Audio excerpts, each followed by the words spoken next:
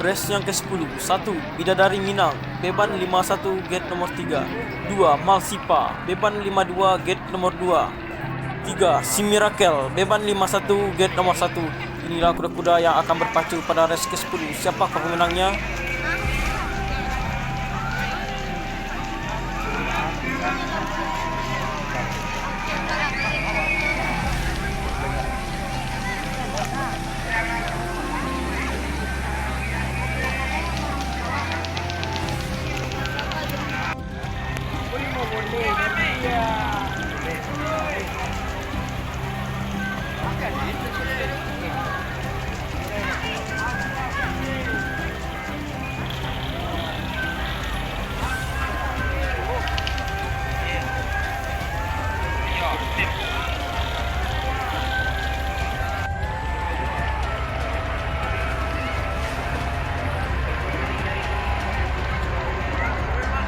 Woi, jopek lah, tunggu jopek lah.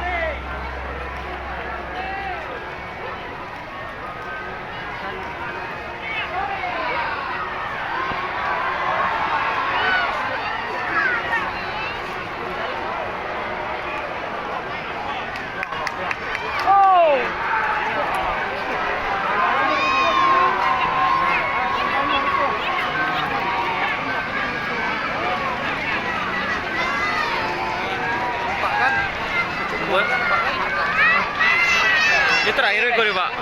Di kumbu terakhir kau campur kau ni.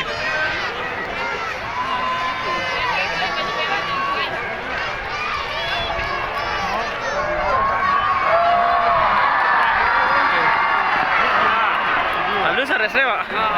Saras le. Ikut rapik tak le ni. Ini masih pangeri ni.